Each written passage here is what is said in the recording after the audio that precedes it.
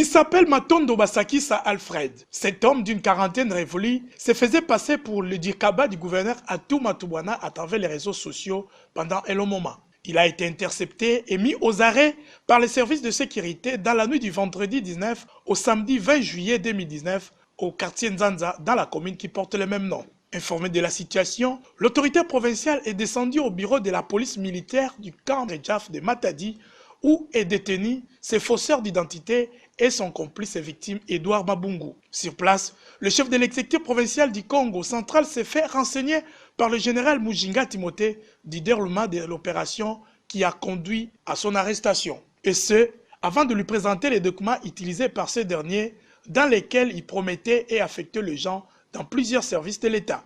Très touché par cette aventure de mauvais goût, Atou Matubwana n'est pas demeuré indifférent. C'est vraiment déplorable et regrettable de constater qu'il y a des frères, des concitoyens qui se permettent de trafiquer le nom des autorités.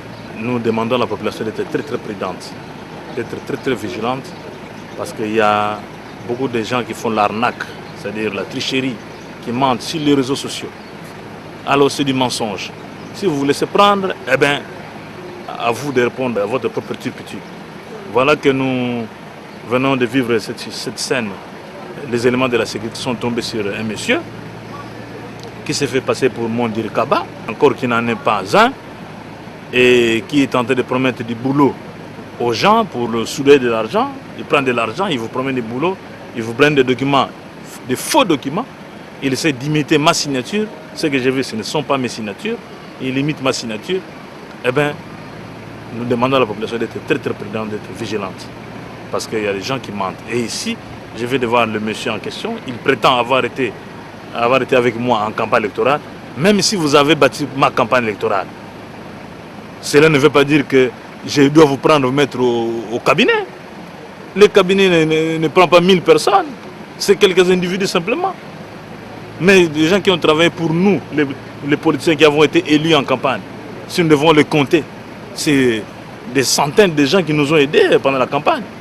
Et les candidats qui étaient élus, ils avaient eu des gens. Et les candidats qui n'avaient pas été élus, ils ont eu des gens qui les ont accompagnés pendant la campagne. Ça ne veut pas dire que quand vous avez accompagné quelqu'un en campagne, qu'il doit obligatoirement vous donner du boulot. Non, c'est pas ça. Les gens confondent les choses. Bon, si on doit donner du boulot à tous ceux qui nous ont accompagnés pendant la campagne, nous devons aussi donner du boulot à toutes les personnes qui nous ont voté. Quelqu'un qui a eu 20 000 voix, donc il doit donner 20 000 emplois. Et encore qu'il faut savoir, il faut identifier tous ceux qui vous ont voté. Ça, c'est impossible. Il n'y a que Dieu qui peut faire ça. Et en tant qu'un bon père de famille, et dans les soucis d'éveiller la conscience de ses administrés, le chef de l'exécutif provincial du Congo central a saisi de l'occasion pour attirer non seulement l'attention des internautes, mais également de toute la population de sa juridiction à ne pas se fier au compte Facebook portant son identité. Personnellement, je suis piraté vous verrez beaucoup de gens qui parlent au nom du gouverneur. Le gouverneur fait ceci, fait cela, a donné ceci. Je n'ai jamais fait ça. Quand vous voyez sur l'internet, dans les réseaux sociaux, quelqu'un qui demande l'argent du gouverneur Atou Matubwana que je suis, c'est du mensonge. Donc, quand vous voyez quelqu'un venir chez vous, il vient vous apporter des promesses d'engagement, directement il faut l'arrêter d'abord. S'il dit qu'il est du gouvernement, arrêtez-le, appelez la police, prenez-le devant les éléments de la sécurité.